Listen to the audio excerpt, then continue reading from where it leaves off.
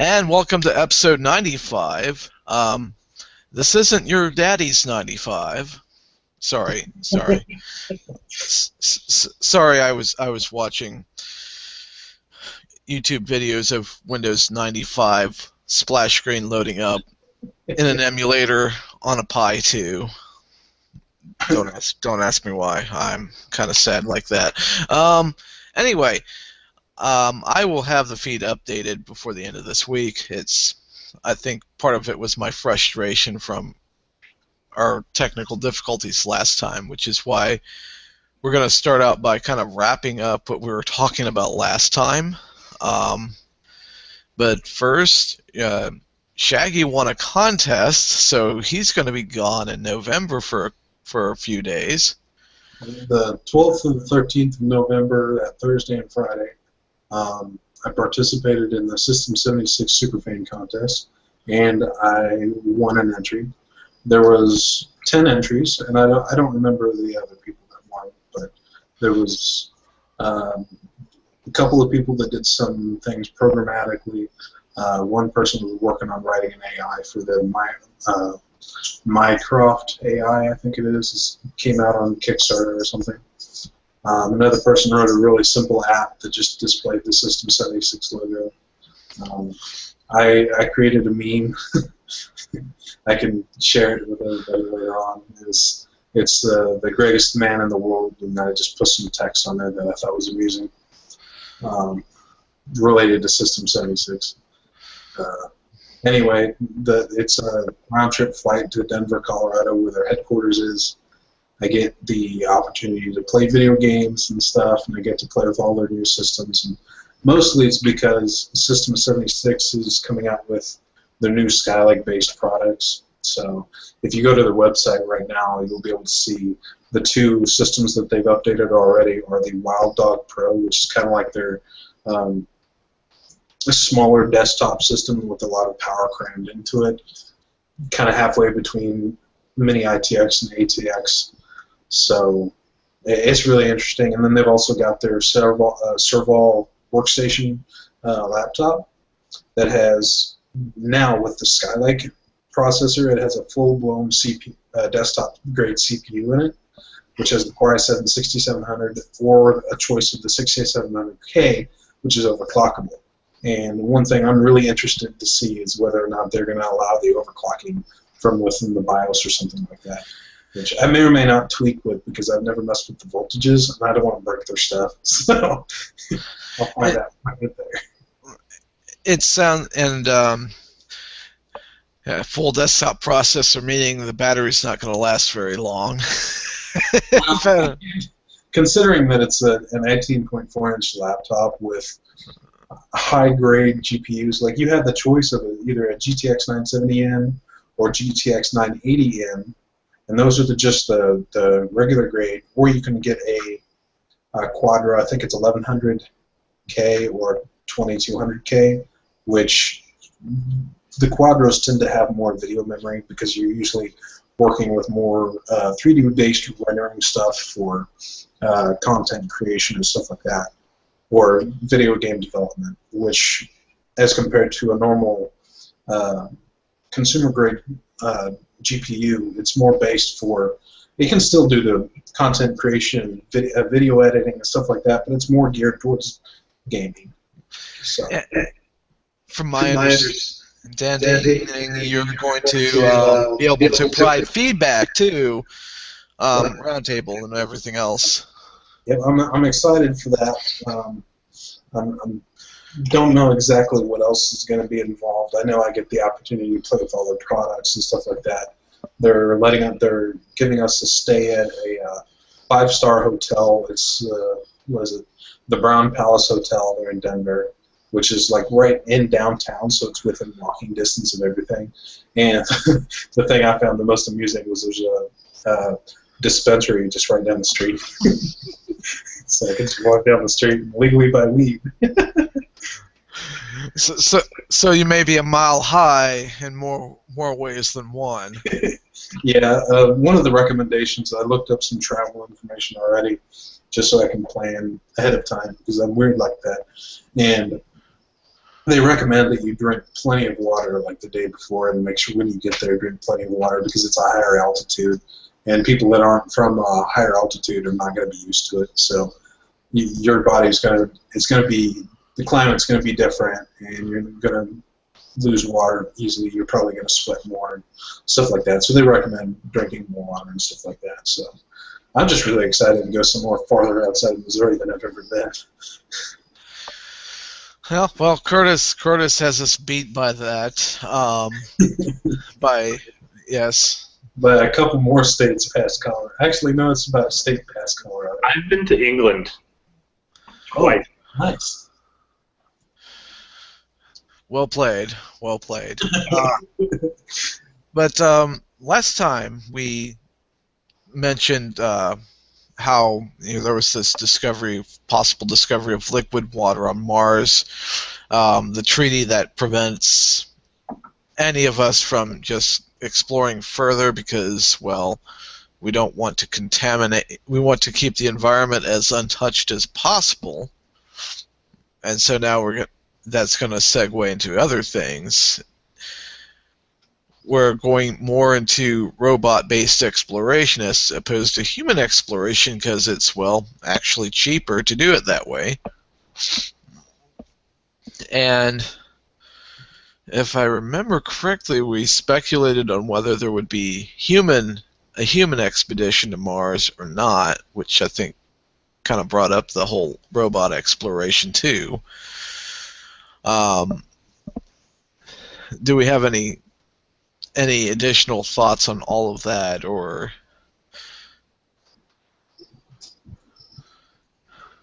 I don't necessarily have any more thoughts. Maybe just reiterate how I found it was interesting that there was a treaty that I wasn't aware of. And it's part of the reason why I brought up the idea for the podcast. So I enjoy. Yeah, I would just add that, I mean, robotic exploration really is hot right now, and so I think that next 20 years or so are going to be just as exciting as the last 15 have been in that term. I think we're at the golden age right now. Especially with the cost of building robots kind of dropping quite a bit too. Like, give you an example. I have a Raspberry Pi, which people are using to basically make robots with. $45 piece of equipment, being able to control something more complex. That's going to get very, very interesting in the future. It's the Raspberry Pi Foundation is making it very easy for people to do that with using like an Arduino board, and then since the Raspberry Pi Foundation supports the Python programming language as the official language, they also enable you to access the GPIO pins, so that way, like when you hook up your Arduino board or make a robot out of it, it's enabling a quicker and easier way to do that for younger and younger generations. So kids at the age of 10, 9 would be able to theoretically make a robot with this, with maybe a little bit of guidance. It's really cool. And plus, these things can be clustered together for additional power. So that's going to be very intriguing. And hopefully by then we'll find out because if there's liquid water on Mars, well, the obvious question is, well, is it life-bearing, or is it just full of stuff that's just like you probably wouldn't even want to touch it anyway? But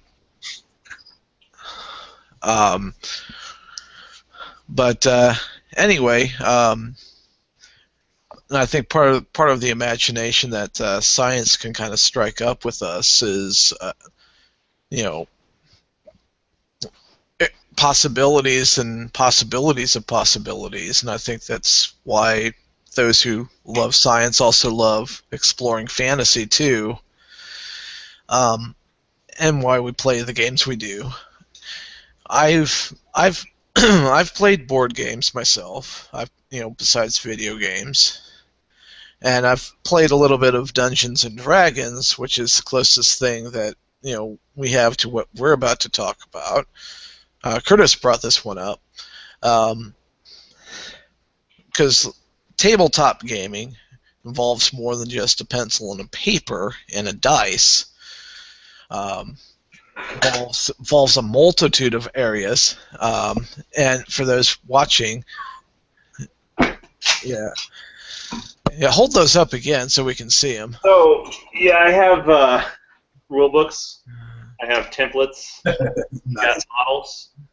You've got different die, and I don't. That's not even everything.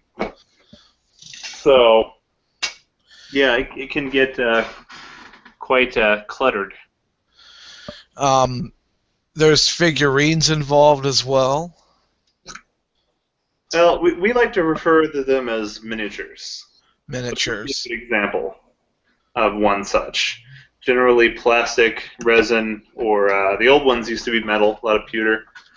I think a few companies still do pewter. I'd imagine plastic being cheaper. It's a lot cheaper. It's also easier to model.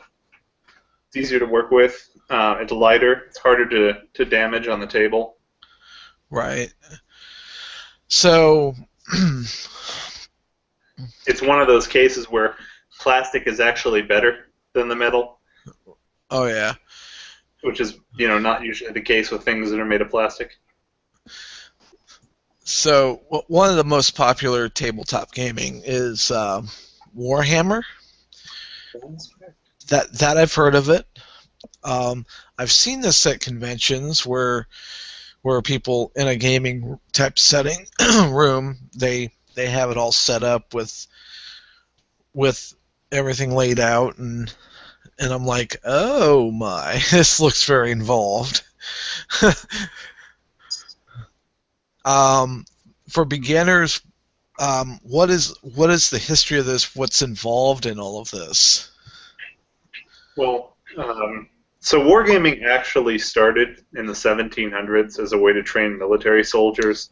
They had pewter or lead crude representations of soldiers that you would have on the battlefield, and so officers, lieutenants and captains and so forth that would go to military school in Europe and so on would be trained basically how to command troops on the battlefield.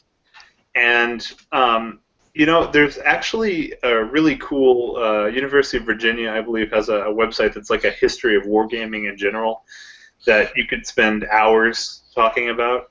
So what I'll say for this is that what we think of today as modern wargaming has its start in the 1970s, and that really got a kick from something that happened in the early 1900s, which was everybody knows H.G. Wells wrote a book called Little Wars, which was his first attempt to create a video game. Too early for that. To create a game based around pieces that you would use on a battlefield. And so he wrote this book that had this set of rules. I've never seen a copy of the book, but I've always been interested to see it. What we think of today as the hobby of tabletop gaming or wargaming really got its start in 1973, 1974 with BattleTech, which a lot of people remember MechWarrior and BattleTech. This games of the far future with robots and mech suits and kind of like Gundam. That's really where it got its start. And of course, it had this dual popularity in the United States and Japan, South Korea, and the UK. And then the 1980s is where things really started to change, and you had a company made up of a couple of people that loved to play BattleTech in the United Kingdom that came into being called Games Workshop, and they produce Warhammer Fantasy and Warhammer 40,000, the latter which is probably the very best well-known tabletop game in history. There might be some debate to that, but I don't think it's much. So. And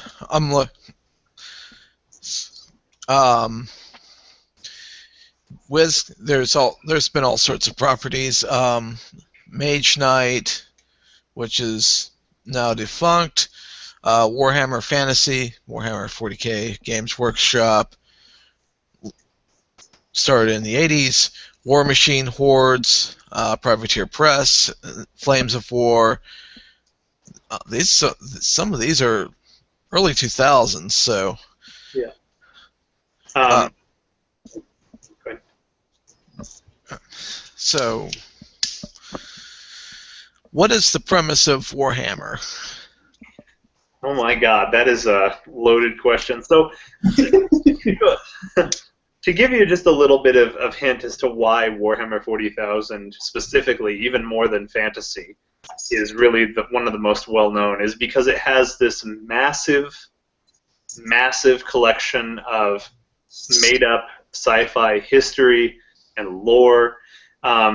I think at last count there's something like 200 plus books in the Black Library. Some of the books can go upwards of 1,000 pages of science fiction, like you would read any science fiction novel. The only difference is that they're always tied to this one story, this epic story. And what I can do is I can just read you the little blurb for what it's about. Just give me a second. I'll look that up because I lost the page. But in the meantime, while I'm saying that, yeah, Warhammer 40,000 started in 1987, and it was a spin-off from Warhammer Fantasy, which was both games are actually heavily influenced on J.R.R. Tolkien's Lord of the Rings series. There's a race, a playable faction in both games called the Eldar, which are the elves, and they're very, very much Tolkien-like elves. And so, especially more so in the fantasy version, as the sci-fi version has really sprung off and done its own thing. But it's pretty neat because I'm also a huge fan of Tolkien. So kind of to give you this is what Warhammer 40,000 is, and so this is the description. It's a game that's set in the 41st millennium. For more than 100 centuries, the Emperor of mankind has sat immobile on the golden throne of Earth. He's the master of man by the will of the gods and the master of a million worlds by the might of his inexhaustible armies. He's a rotting carcass, withering invisibly with power from the dark age of technology. He's the carrion lord of the vast imperium of man, for whom 1,000 souls are sacrificed every day so that he may never truly die. And so what the kind of the tagline is that to be a man in such times is basically to be nobody. It's to be one amongst untold billions of humans spread across the galaxy. And it's basically to live in the cruelest and most bloody regime imaginable. You're supposed to forget the power of technology and science, for so much of it's been forgotten. Forget the promise of progress and understanding, for in the grimdark future there is only war. There is no peace amongst the stars, only an eternity of carnage and slaughter and the laughter of thirsting gods. And so when you think about sci-fi, a lot of people will think about Star Wars or Star Trek, which kind of even Star Wars has this positive spin on things. There's technology, there's space travel. Warhammer 40K is like the most dystopian, brutal, horrible place you would ever want to live in imaginable. So it's kind of like Fallout in that sense? Basically, yes. For a series of Fallout games, you really don't want to be in that setting. Right. Even if you put some humor and stuff into it, it's just dark, grim, and dismal. Right. There's literally like 100 pages of just background that will go through the timeline from 10,000 BC to the 41st millennium. So about 50,000 years of history from man coming from the caves to going to being a spacefaring civilization, and then to the fall of mankind. And so in the general sense, what happened was there was a man named the Emperor, and he was there are these entities in the game called Chaos, the gods of Chaos. And they're actually aliens from a parallel dimension. And each one represents some different aspect of chaos, like death and disease, or lies, secrets, bloodlust and war, kind of like the four horsemen of the apocalypse. And so at some point in Earth's history, there were humans that were born with psionic abilities, and they became aware of these threats. And these humans were called shamans by the primitive society. So all the medicine men and the medicine women and people like Joan of Arc and things like that, they were actually these powerful humans that had psionic abilities that were very wise. And they saw this threat. So what they did is they had one of the powers these individuals had was the ability to reincarnate themselves at will, basically. And so thousands of them came together. They ritually committed suicide and then reincarnated themselves into one body. So it became a human with like 1,000 souls. And he became known as the Emperor, and he was basically made to protect humanity from these forces of chaos. And in the far future, a lot of stuff happens, but basically he gets wounded, mortally wounded, and he gets put on this golden throne. It's a piece of technology from a time when mankind were basically gods, and there was no disease that could blight them, and they could do just about anything to keep him alive. And at that point, things started to go downhill, and he started to be worshipped as a god, and this, things like an inquisition sprang up, and everything was done just to hold humanity together to keep it from falling with all these outside threats. And so anyway, the reason I mention all of this is because when you talk to people who play specifically Warhammer 40,000, they will tell you that half of the reason they're in the hobby is because of the lore, of the fluff, of the stories. So the background of it, just they play it because the story fascinated them, and they kind of yeah.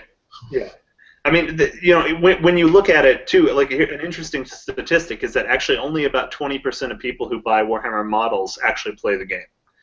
80% of people are simply hobbyists who want to assemble the models and paint the models, create dioramas, that sort of thing.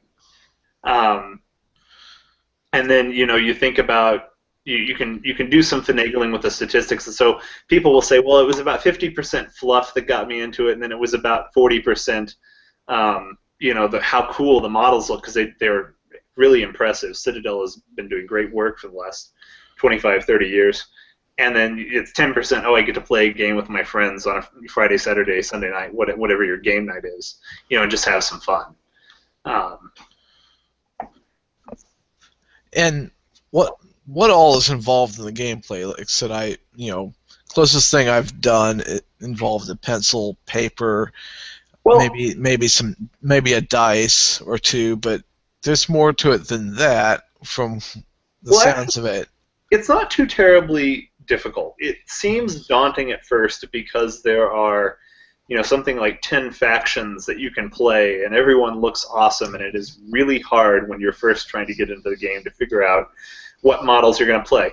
To preface, before I answer the question, it is an expensive hobby, but when you think about it, what hobby isn't expensive? I mean, people who are into photography will spend, upwards of $10,000 on lenses and a camera and USB sticks and computers and so on. People who are into model airplanes will spend thousands of dollars to get the right controllers and the most sensitivity and so on. And the same thing, people who are into just about any hobby, even gamers. My gaming computer. I'll turn the camera so you can see the window to my game, the window to my soul. That's right. That's awesome. Awesome graphics card right there. I wish I had some LEDs because then it would just look so much better. It's so awesome. The graphics card itself was like $300 when I bought it, and it wasn't new. That's so awesome. But yeah, no, I mean, but when you think about what you have to do to play, you need terrain. So if you Google miniature wargaming terrain, you'll see cheap stuff made out of cardboard, which is fine. Or you'll see stuff that's professionally modeled, or you'll see things in between. People have done actually incredible work with paper mache type stuff and painting. So it just depends on the artistic capability. You need your models, you need the rule books, and you need dice and these little green templates. These are important for 40K. I'm not actually sure if any other war games use these, but I would assume that at least a couple of others do. And what these templates are is this one here, for example, is called a blast template. So when you're firing some kind of a weapon, you have like a tank that has some kind of explosive area of effect. When you go to make that attack, you lay this over the top of the miniatures you're trying to hit, and it will tell you anything that touches under this has a chance of being hit by your attack. And so that's kind of the way that you bring a little bit of trigonometry into it to, look at the board and figure out where I'm going to lay what. And then, of course, painting is actually considered a must, at least in the Warhammer camp. They really do not like to see unpainted models show. I mean, they'll tolerate it, but the painting is half the expression, and it's marketed as a game that you can take and make your own, which is really, unique. I have a good friend of mine that's really big into the game, and I remember talking with him a lot about how he has a decent collection of models, and that's practically all he does. I'm not sure if he actually even plays the game. Like you were mentioning, like not even half of them actually play the game. It's true because I know he has some attention to detail, and he's not necessarily a big artist, but when it comes to like these models and stuff like that, he really enjoys painting them, and it can get very, very intricate. And like I've seen some crazy stuff online from some of the things that they get into really tiny details, like the brushes that would be required to paint on that are like crazy. Right.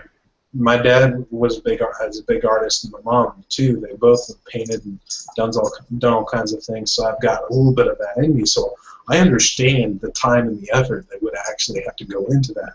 So not only am I impressed, but I find it fascinating. I don't know if I can get into another hobby other than video gaming. Everything else I do. Yeah.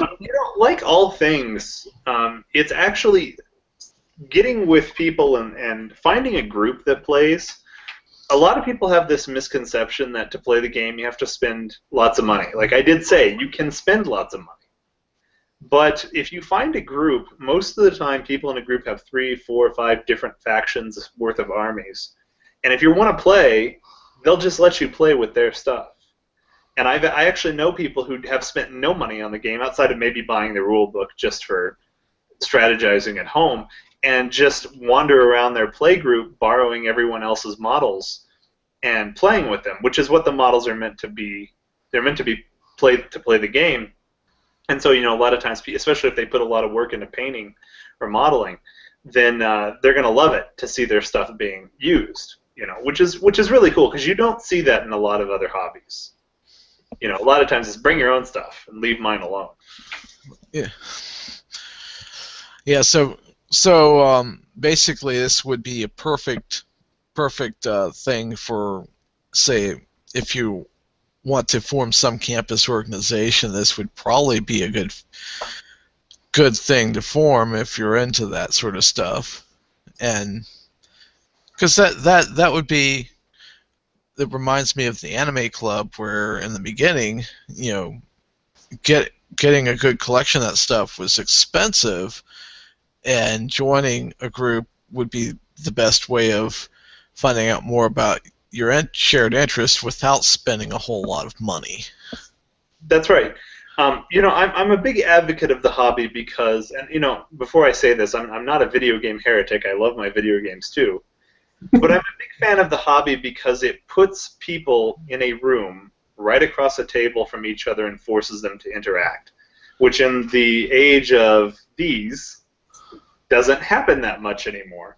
And one of the groups that I played with for a long time, one of another aspect about the hobby is it's a lot of father-sons, father-daughters, even mother-daughters, mother-sons. It wasn't whatever, who happens to like the hobby, will get into it together. And we had a gentleman who always brought his son to the games, and over the course of a couple of years, his son, who had a horrible time speaking in public, became as open and out there as anyone else would be because he was forced to interact with other people by playing this game, and many different people each week. And so I'm a huge fan of that, and I also like the idea of the college. They're becoming more popular on college campuses these days, as people are sort of rediscovering the hobby. It did go through a bit of a lull period in 2005 to 2011 or so, but it seems to be picking up now again. So, Warhammer's looks like it's not the only one that is out there. I mentioned a couple of others: War Machine Hordes, Flames of War. Yeah, War Machine and Hordes is it depends on who you talk to. It's kind of considered to be by a couple of people I know a knockoff of Warhammer. I don't think it's quite a knockoff of Warhammer because it has a steampunk vibe to it. It certainly doesn't have the level of storytelling, fluff, universe building, world building that Warhammer has, but it also hasn't been around as long. Maybe that'll change in another 5 or 6 years. Flames of War is actually a World War II, World War I based war game, and it's actually much more like a traditional war game, which, as far back as the 70s would have included knights and dragons, as well as things like the First World War, the Second World War, and things like that. And it's a different scale. The models are a bit smaller. I believe they're 12.5 millimeters. Warhammer starts at 28 millimeters in scale. And so, and they have a lot of different expansions. So they have expansions for the 6-day war between Israel, Syria, Lebanon, and Jordan. They have expansions for Vietnam. At some point, I'm sure World War I will be coming. They've just really started to get popular here in the last 5 or 6 years or so. And then Mage Knight, you mentioned, I actually wanted to touch on that because that's actually the very first war game that I ever saw. And it is the game that birthed the clicks system for people who know HeroClix, which is still very popular to this day. Mage Knight was the very first one to make use of that system where all the rules, instead of being in a book or on cards, are right on the miniature on a dial that you can turn. And you don't need anything but dice and the miniatures and a table to play on. And it's no longer made. Actually, it's morphed into a board game in its old age, I guess you would say. But it's definitely an interesting one, and one I remember from when I was probably 10, 11 years old.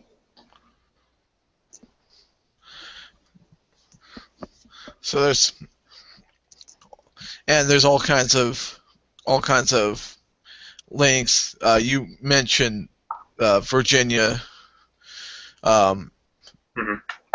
Their university has history on that.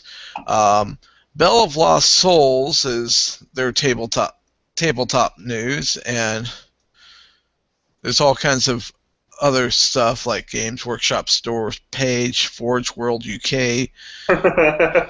So Forge World is interesting, and we might want to spend a couple minutes talking about Forge World. So Forge World makes models for Warhammer and Warhammer 40K and the Lord of the Rings miniatures, which is, by the way, I didn't include that, but Games Workshop also does have the rights to produce a miniature battle game based off Lord of the Rings. And the way that they've kind of always been compared is that Games Workshop's miniatures are the little $5 light bulbs you go to Walmart and buy when you're in a hurry and you need to put a light bulb in your kitchen. And Forge World light bulbs are the $200 halogen light bulbs that you buy when you're trying to put it in, get lighting in your mansion. Forge World makes some incredible, I mean, absolutely incredible stuff. I think at least half of it isn't even from the main game. They actually even produce their own rulebook supplements, and since they're owned by Games Workshop, they're a subsidiary company. Totally fine to do that, And they produce some of the most impressive and most expensive stuff in the game. Buying from Games Workshop, buying one army, a typical person's going to spend around $400, maybe $600, depending. Some factions require more models than others for the bigger, larger games. But on Forge World, I mean, I'm looking at a couple of minis right now that cost $3,000 just for one thing. Oh. Granted, Oh. it stands about a foot tall, because it's to scale. But yeah, it's quite expensive. But it's really incredible in terms of what they've been able to create, and to see people who buy their miniatures and make them even better. That hobby building part has always fascinated me. It has always been one of the main attractions to the game, because I have seen people do things with basing, and they'll show me examples of like the first miniature they've ever painted, and it looks like somebody vomited paint onto a piece of plastic. And then they'll say, and this is what I did 2 years later, because you'd think it's actually not that hard to learn how to paint them, and how to. It's simple techniques that you learn. If you get an airbrush, it gets even easier, and with just a little bit of practice, it just picks it. So it's not like when people think about painting like Alan Beardstad or Picasso or something like that. It's actually a much more rudimentary style of painting. It's a lot easier for people to pick up, um, which I think is always interesting. Well, I think the reason why it would probably be easier is because you have a 3D frame of reference rather than painting on a 2D canvas. Right. From my experience, from like the art class that I had, and from having an artistic background from my parents and stuff like that, I hate painting. I absolutely hate painting. It upsets me because I'm not good at it. And a lot of artists, if they're really truly an artist at heart, they're going to get more upset when they screw something up. And you'll find that if you really know some artists, if you know them really well, they're going to get upset and angry. And my dad, I've seen him have his moments. And then no two artists are going to agree on the same thing, on the execution of what they're working on. And I've seen my mom and dad bicker back and forth over some paintings before, and it's hilarious. Like, it's horrible at the same time that it's hilarious. So it's... Well, I mean, in 40K, we'll even tell people, we don't even care if you just dump red paint on them. Just make sure when they come, they're painted. I mean, and we've seen, I mean, I have seen some of the most bizarre... I have seen pink-based My Little Pony conversions of Space Marines, which, when you think about Space Marines, they're these fearless, angels of death in the Imperium, this big power armor and big guns, and they murder everything in the field. Motifed up like My Little Pony or Rainbow Bright, I've seen people who have made, because they couldn't afford minis, they bought a whole bunch of wholesale bases, and then got a bunch of sticky tack from Walmart and made sculptures, and then used a hardening agent and stuck them to the base and been like, I'm just using this as a proxy because I can't actually afford to buy anything. And it kind of barely resembles, a demon or an elf or something like that. It's just funny. And people will, when you bring that in, too, that what I think is cool is that people will look at it and they'll go, okay, let's play a game. In a lot of other games, people go, you don't have the real thing, then you can't play with us. And I really, that's one of the big things about the hobby that I really like, is how welcoming the community is. Just about every group I've ever gamed with has been way more concerned about having a good time than they are about being competitive. Not to say that there aren't competitive players, there are. But it seems like in this game specifically, I play Magic the Gathering too, and it's just, these days, it's chock full of competitive. 40K, not so much anymore, which I think is a good thing. I think that's why little kids and their fathers and moms and so on are able to play it just as much as college students, high school students, and so on.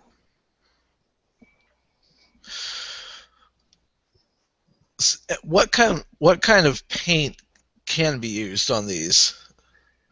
You want to use acrylics, and God, I really don't want to be a Games Workshop sales rep, because one thing we haven't talked about is that, unfortunately, the game is incredible. The company that makes it is like the biggest pile of crap. I mean, they're worse than Konami. A few years ago, they tried to trademark the term Space Marine, and the court was like, that's way too generic. You cannot trademark those two words. Yeah, that's a phrase. You can't trademark a phrase. Right, and so they ended up renaming them Adeptus Astartes, which they could trademark, because they wanted to make sure they get every dime. And actually, it's so bad we could do an episode on this someday if you wanted to, but it's so bad in Games Workshop that even the CEO of the company is like, my God, my company is so bad, but I can't do anything to fix it. And it's because they're publicly traded. They went public about 10 years ago, and it has caused them a fair amount of problem. But not to sound like a sales rep for them, but the paints that they produce are very high quality, just like their models. The one thing I give them the credit where the credit is due is that their product is high quality. It always has been. It hasn't changed in 25 years. They always their customer service is actually some of the best I've ever dealt with for anything in my life, especially when trying to get a refund. That was painless and simple. Yeah, which is surprising. They could teach the gaming industry a little bit on that. Yeah. But at the same time, you could just go to Walmart and go back to the crafts aisle and get some of that cheap acrylic paint and paint with that.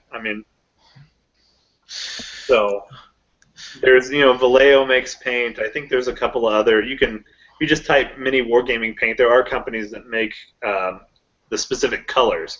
One of the things we could mention very briefly is that at least for Space Marines, there are, which is one of the most popular factions in the game, there are hundreds of paint schemes that are pre-built into the game that represent different factions.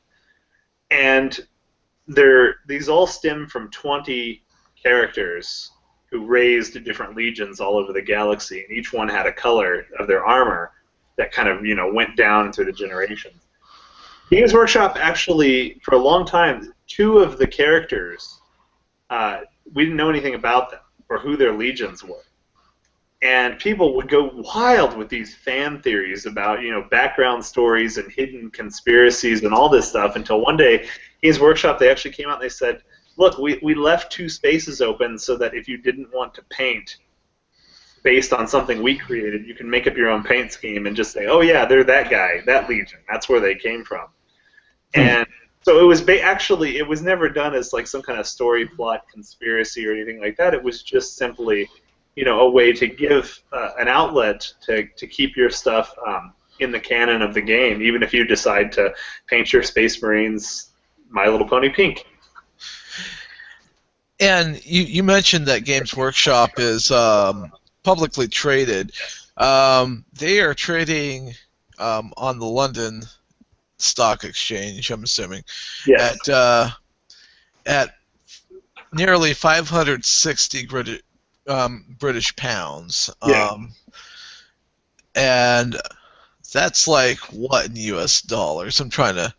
It's going to be close to 1,000. They're not quite.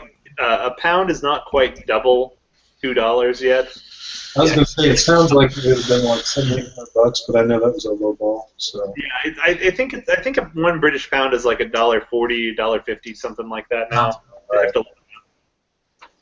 When I went to the UK back in 2005, I actually went to a Games Workshop store, which was pretty cool. My aunt didn't understand it all, but I thought it was cool. The pound was like $2, so it was really expensive. Something was $7. It's like, wow, that's $14 that I'm paying. So basically, in U.S. dollars, they're trading at like $861.59 a share. Yeah, that sounds about right. it's closer than I thought it was. And I'm trying to see, do they? Oh wow, they have like a nearly 4% dividend gross yield. So no wonder the CEO is like, I can't fix this. Yeah, it's kind of one of the big. It seems like it's stable, and so there's been no hint that the company's going to go out of business or downsize or anything for a long time. So fans are like, okay, well, we're just going to keep playing our game. Please don't take it away from us. However, on the other side, you do have 25 years worth of models and books. So at this point, if something were to happen to the company, you might not ever get new stuff again, but you certainly could. The game could be played for another 100 years easily, which is pretty cool. They're still coming out with new stuff now. Like every year, they're coming out with a Yeah. bunch of new stuff. And the only reason I know that was from a buddy of mine. Yeah. 7th edition 40K just launched, and in terms of Warhammer Fantasy, that which shall not be named, which is Age of Sigmar, has just recently launched, and that is where they basically took a giant poop on everything they had built for their fantasy world over the last like 20 years.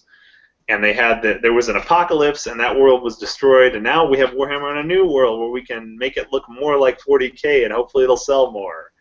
And, the fan reaction has been mixed. I mean, people, I actually have not demoed it, knowing how difficult old Warhammer Fantasy was a very different game from 40K, even though they were based on the same rule set. And so from what I've heard, the rules are so much better. However, the models and like I said, that story that people are drawn to this company for doesn't quite exist for fantasy anymore. And so that for people who really care about that stuff, it's kind of taken a bit of a hit. But 40K is their number one selling product, and I understand why they want to consolidate and try to get as many people to play their IPs as possible.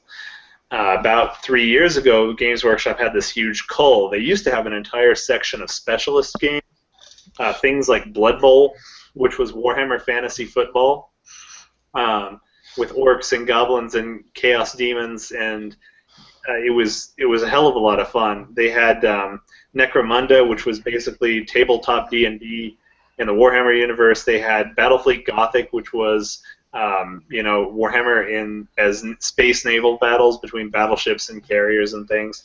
And after several years of them not selling very well, they ended up just axing the entire line of their specialist games, which is kind of unfortunate because there were, like I said, Blood Bowl has just had a PS4, Xbox One, and PC release just a couple of weeks ago for Blood Bowl 2, the video game, which has done very well. The first one did very well. It's still played on Steam a lot, as far as I know. And that's something else to mention is actually Games Workshop has ventured into electronic gaming as of recent with their IPs. We've had a number of games come out. Dawn of War was a StarCraft-like RTS 40K. There was one called Mark of Chaos for fantasy.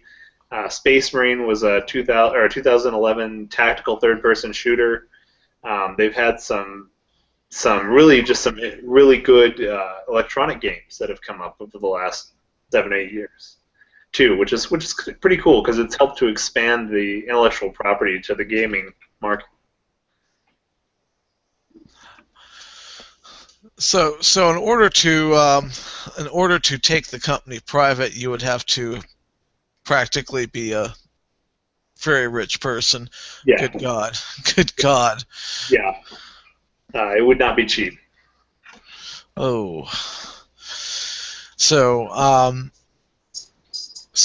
So now we don't have as much storyline to draw people in with, which... Well, that's only for fantasy, not for the 40K. That's only for the fantasy version of the game.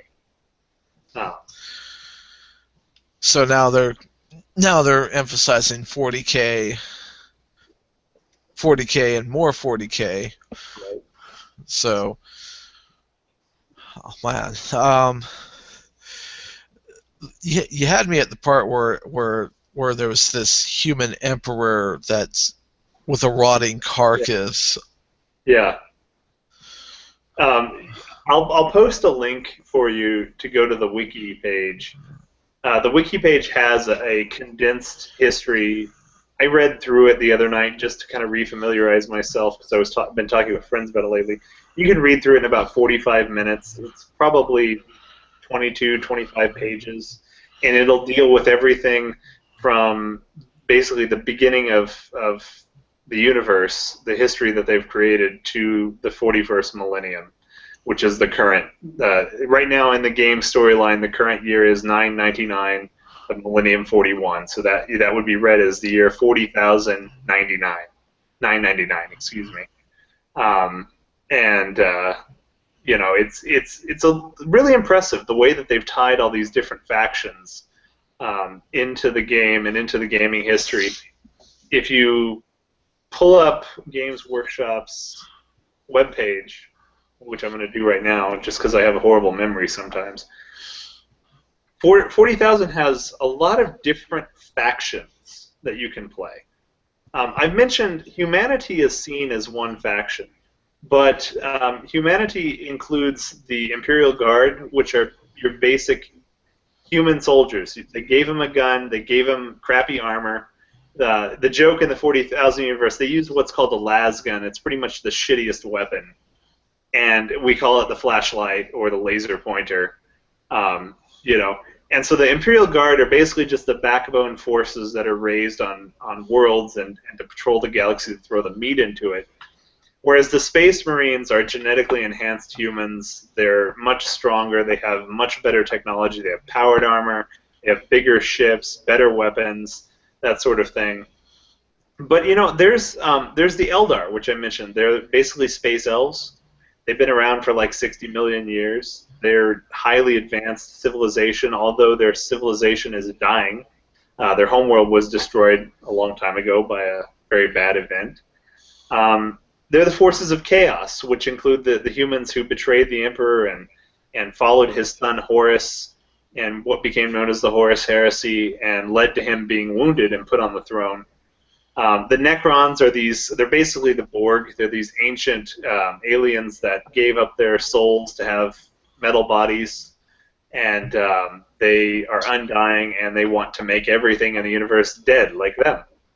The Orcs are the most fun, I think, of the factions in terms of just how goofy they are. They are warriors. They do everything to fight war. They're stupid. They're very, very stupid. But what's funny about the Orcs are they have this, their special thing is that they are mechanical geniuses. And so when you look at Orc models, it's just them piling guns on top of whatever can move. And so they have the most ridiculous contraptions. I'll post some pictures later for you guys to see on the Facebook page, but they just have the most ridiculous. It's just, that's okay, John. Throw some more guns on it. It'll be fine. There's a faction called the Tau, which are supposed to. They were created to kind of draw in the anime crowd. They're very light-skinned aliens. They use power armor that's very Gundamish in design, and they're a young race in the galaxy that have recently rose to technological prominence. And they follow this idea that if the galaxy would just unite under their rule, everything would be fine and dandy. There's a species of extragalactic aliens called the Tyranids, which are basically kind of a play off the aliens from the movie Alien. They show up at a galaxy and they eat everything and incorporate the good genes into their genetic code, and all the bad ones they get rid of, and they just keep continuously evolving. And then there are some other factions, like there's the Dark Eldar, who are obviously bad space elves, and Cult Mechanicus, which are the tech priests of Mars, and things that you can just go nuts with reading about the history and the lore. But that's what's so cool about it is that there's just so much of an outlet for creative expression that it actually makes it hard to choose one of these factions. I'm trying to get back into the game now. It's been some years since I played, and I'm sitting here 3 weeks later, and I still haven't bought anything but a couple of rule books because I don't know what faction I want to invest my money in, Are there any scenarios involving basically confronting the rotting carcass of the Emperor? Well, no. So, for example, he's locked away on Earth under the Himalayan mountains in his palace. There's probably literally about 30 billion soldiers between you and him. There are fleets of battle cruisers that are bigger than Star Destroyers and Death Stars. Millions of them between those soldiers and you. I mean, there's actually a subplot going on right now with a character who's trying to get to the Emperor. There's a group of people in the story that believe that the fact that the Emperor is being kept alive by this piece of technology is preventing him from reincarnating, which is actually leading to the downfall of humanity. And so there is a character who's trying to get there to basically kill him, to free him, so that he can reincarnate. But the problem is that you have to understand about the story is that after he fell and was put on the throne to be kept alive, this piece of technology, a religion sprang up around him. And it's that zealous religion. I mean, people in this universe, humans, believe the emperor is God, and there's an inquisition that enforces that, and an entire ecclesiarchy that enforces that belief, because without a common belief, humanity would just fall to infighting. And so there's people who, are afraid of, well, what happens if he doesn't reincarnate? Now we don't even have something to unite under anymore. But that time is coming. In lore, the most recent event that has happened is the tech priests of Mars have discovered cracks forming in the Golden Throne, and they don't know how to repair it because so much of that technology has been lost over 10,000 years that he's sit on it. Oh. But scenario-wise, I mean, there are tons of... That's one of the other things that's cool about the game is you don't just plop your models down on a table across from your opponent and just go at it like a team deathmatch. I mean, there's things like take and hold the objective, capture the flag, assassinate a specific unit. Objectives can even change mid-game. It goes so far as to incorporate rules for fighting at night, which is kind of cool to me, because you don't see that in a lot of other games. You don't see that level of detail. Am I boring you guys? No. No, it's really fascinating. So basically, even things that let you create your own games like RPG Maker don't even take those kind of factors and throw them in as possibilities. Right. Yeah, I'm not sure. I'm not actually familiar with I mean, I know what RPG Maker is, but I've never used it before. But yeah, I mean, so for example, one thing that can happen is that you can Space Marines have something called a drop pod. And so you can hold certain units in reserve, and you can deploy them late in the game. Most games go for 5 turns. So I get a turn, you get a turn, that's the end of turn 1. I get a turn, you get a turn, end of turn 2, etc. for 5 turns. After you reach 5 turns, if it's at a draw, then you roll, and a result of 1, 2, or 3, the game ends as a draw. 4, 5, or 6 on a 6-sided die, you play another round. And you keep doing that until somebody wins or the dice tell you, okay, just take it as a draw. But, for example, you've got these drop pods. You can hold them in reserve, and the idea being maybe there's a special line breaker troop that you want to bring in halfway through the game when you're losing. Well, when you bring it in, it has a chance to fail and hit somewhere else on the board, to hit off the board, which means I've seen it where people, it's like, my drop pod lands on the floor, so the units basically die. You don't get anything. I've seen the drop pod lands on top of other units and crushes them, which is funny when that happens. So I mean, there are rules for that, which to me is really incredible. The other thing is that people would say, well, I've got a tank, and a new player would ask the question, can I run over those soldiers with my tank? And the answer is yes. There's a rule for that. There's a way we do that. We can handle that. Where in other miniature games that I've played, there aren't rules for that. It's like, no, I mean, yeah, I get it. In real life, if you had a tank and there were 2 soldiers standing there, you could just run them over and get rid of them. But they've really put that thought into it, so it really does increase tactics quite a lot. Well, that's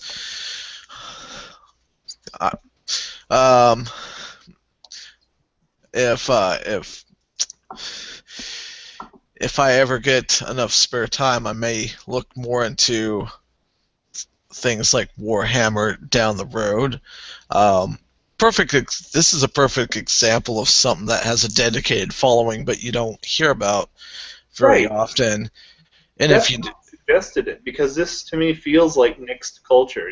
What you created the Nixed report to be about.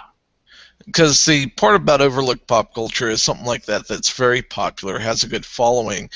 Hell, the company that's publicly traded in London does very well, and yet there are misconceptions like, well, yeah, it's expensive. You can spend a lot of money, but you don't always have to,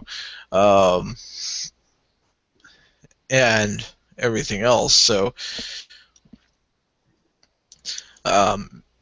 if I were to own a mansion one day and I wanted to kill a lot of time, I would probably spend a lot of it on painting, basically miniatures and everything else. It's very cathartic, you know. I mean, I've had days in the past. Like I said, I haven't been in the hobby for about 4 years now, 5 years almost since I came to New Mexico. But I had days when I was still, you know, working a job back in Missouri, going to community college, night school, and things where it'd be such a shitty day. I'd come home and I'd just like, I'm gonna paint. I'm gonna get some tea. I'm gonna turn on the Adult Swim, and I'm gonna paint for the next hour and calm down. And it would really work for me. I mean, you know, after just 20 minutes or so, I'd be really calm. My blood pressure would be down, and I'd be pretty happy and just be painting along and enjoying it. Which is kind of cool. I mean, I like that aspect of a hobby like that. Well, any ideas for future episodes along these lines? Well, if you guys want to take a break for a couple of weeks and maybe come back and revisit the topic, we could look at maybe we could do kind of like an imperial history. You know, I told you there's so much storyline. We could just have a gather around the fire with Uncle Curtis, Grandpa Curtis. We'll read the history of the Imperium and discuss it. And I can post some links. That way we can all do some research and discuss maybe something you find interesting. Because, I mean, there's a lot of interesting things that they've incorporated. Some characters from the game mimic real historical figures. There's a character by the name of Lord Solar Makarian, who is basically the 41st millennium's version of Alexander the Great. He conquered 1,000 worlds for the Imperium, and it was only as his fleet approached the edge of the galactic space that his soldiers wouldn't go any further. They turned around, and he died of a fever. Sound familiar? Yeah. Very familiar. And so they have incorporated a lot of historical stuff. So, I mean, if we want, we could do that if you guys are interested.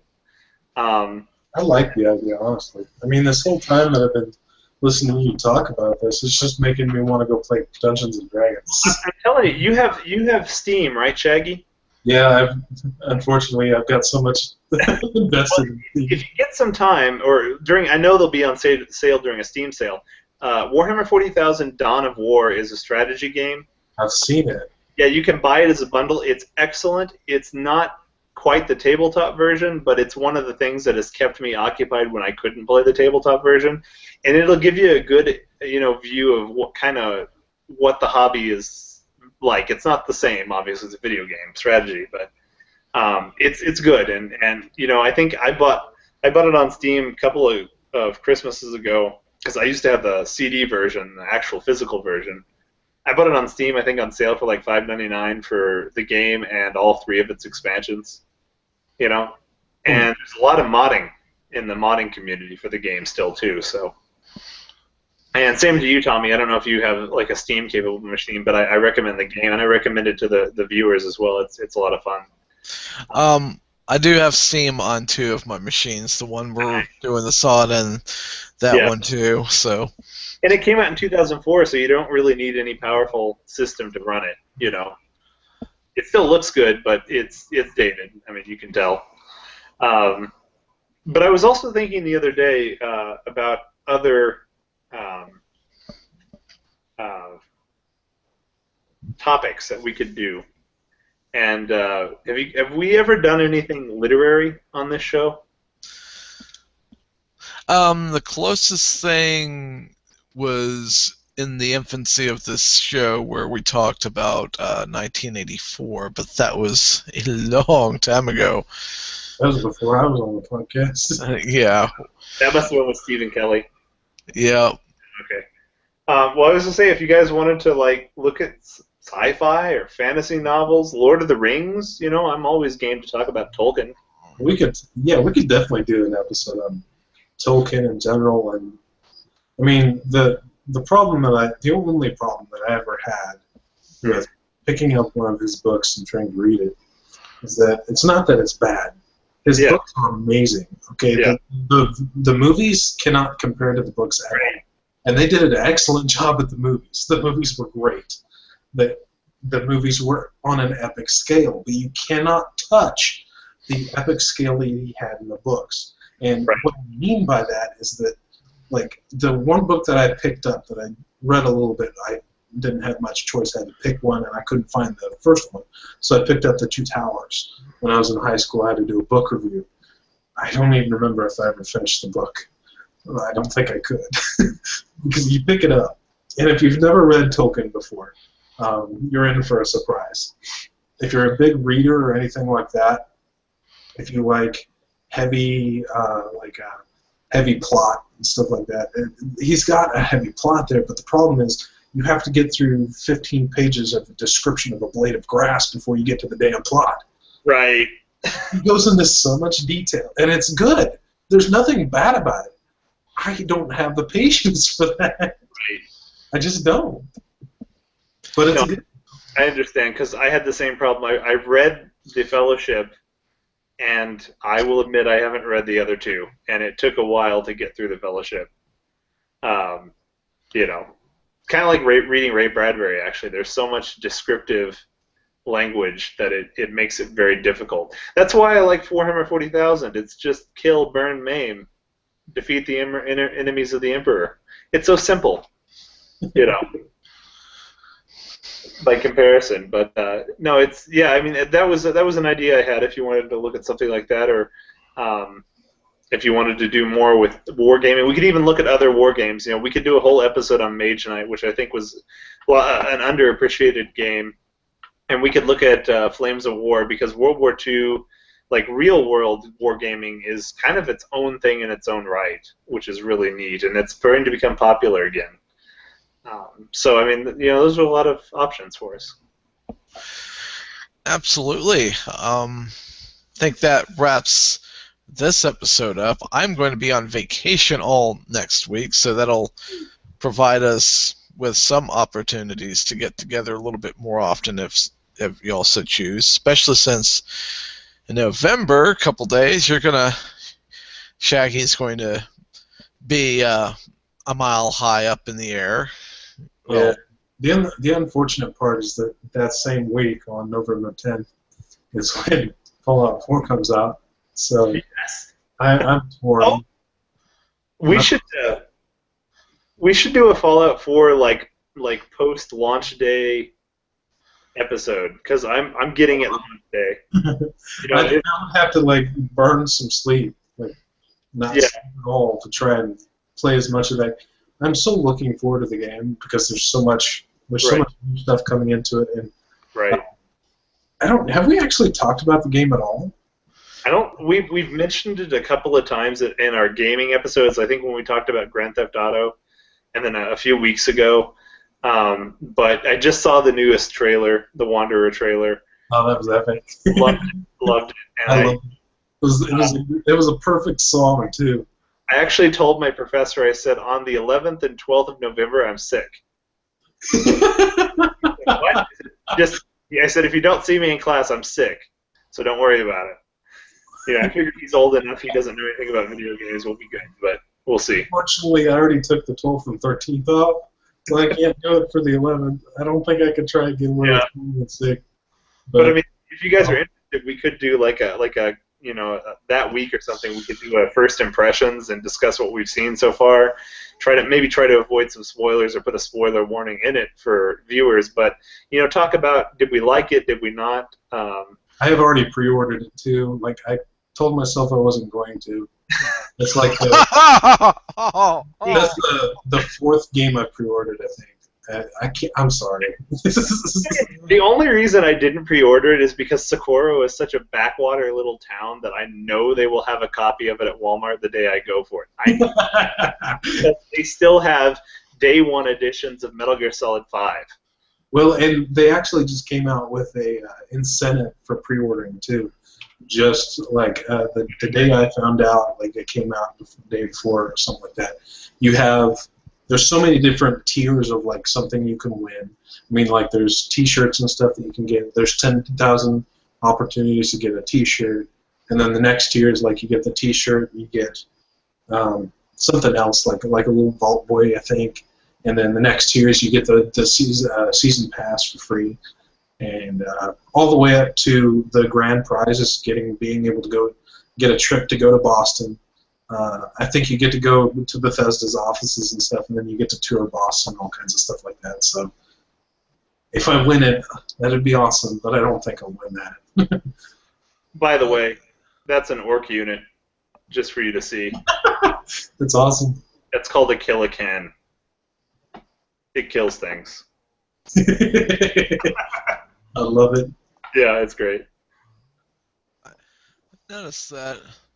Which machine are you on right now? Just your regular computer, or? Yeah, this is my HP Walmart brand desktop that I bought a couple of years ago just for a home, desktop to watch YouTube videos on while I game or something like that. Oh, okay. Yeah, it's like, wait, that doesn't look like OS 10. No. This is it's just an HP 18 or 19-inch all-in-one that I bought at Walmart for like $400. All right. Well, that about wraps the episode up, and very, very productive episode. I'm gonna have to find out more about this Emperor person. Oh yes, I'll put some links on our Facebook, our Nick's Report Facebook page with some information. If you guys are interested. Well, Awesome. Well, entertain yourself, educate yourself, empower yourself, and we'll see you next time. Peace. Yes. Yeah.